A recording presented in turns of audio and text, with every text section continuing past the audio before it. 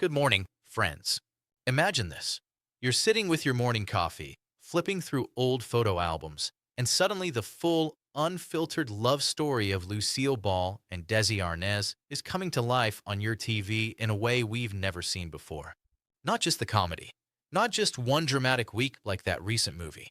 Their entire journey, their childhoods, their love, their heartbreak, and how they changed television forever. And here's the part that sent waves through Hollywood. Their daughter, Lucie Arnaz, announced it yesterday in a surprise exclusive. Stay with me until the end, because the final twist might bring a tear to your eye. If you grew up watching I Love Lucy reruns, this is the moment we've been waiting decades for.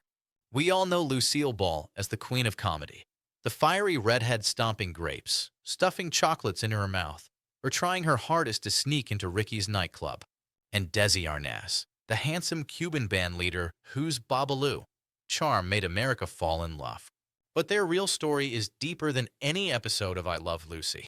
Variety just confirmed that Lucie Arnaz is teaming up with producer Bob Greenblatt to create a three-season TV series that covers their entire lives.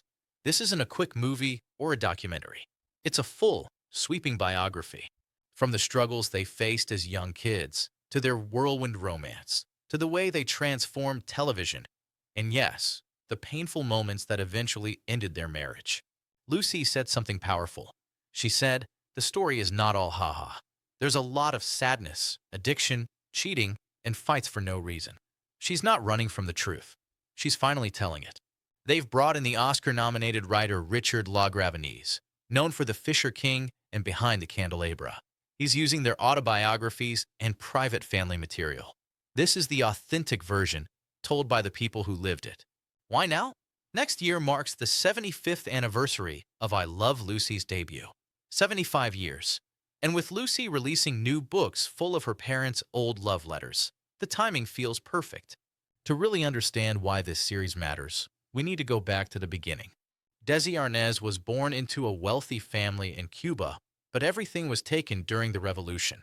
At 16, he fled to America with nothing and rebuilt his life from scratch. Lucille Ball lost her father at a young age and grew up in poverty. She worked endlessly in Hollywood until they started calling her the queen of the B-movies. These tough childhoods shaped the determination that made them unstoppable. Then came 1940. Lucy and Desi met on the set of Too Many Girls, and the sparks were instant. Desi saw her genius immediately. 6 months later, they eloped. Different families, different cultures, different languages, but their connection was undeniable.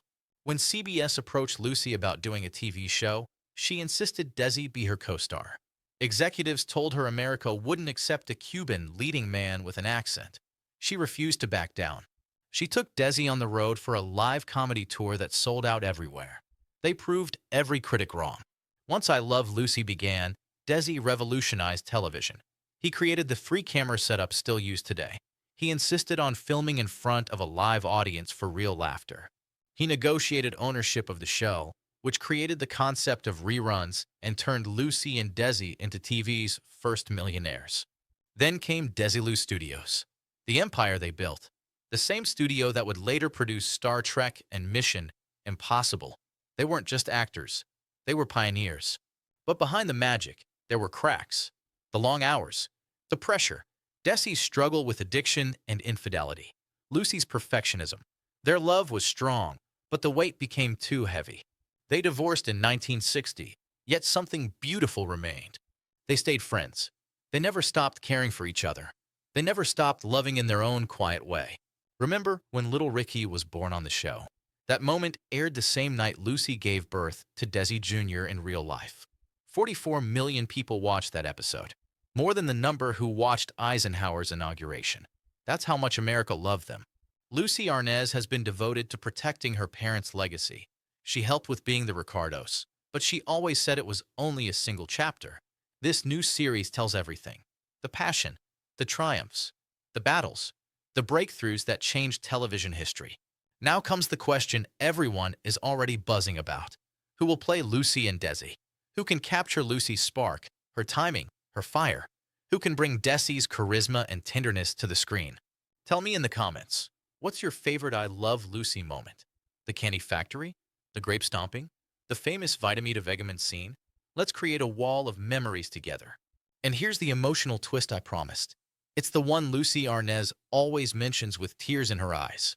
Even after they divorced, even after new marriages and new lives, Lucie and Desi never stopped loving each other. When Desi was dying of cancer in 1986, Lucie visited him again and again. They sat together watching old I Love Lucie tapes, laughing, crying, remembering. His last words to her were spoken on their wedding anniversary. A love story that didn't end. It simply changed shape. Desi passed first. Lucie followed 3 years later. But their legacy, the laughter, the innovation, the warmth, still lives with us today. This new TV series isn't just about Hollywood. It's about resilience, risk, heartbreak, and the kind of love that stays with you long after the credits roll. For those of us over 45 who grew up with these episodes in the background of our lives, this feels personal. If this touched your heart, tap like, share it with someone who loves Lucie and Desi, and subscribe for more classic Hollywood stories. Tell me below, what's one thing you hope they include in the series? I read every comment. Thanks for spending your morning with me. See you tomorrow. And as Lucie would say, we've got some splaining to do about why this might be the must-watch event of the decade.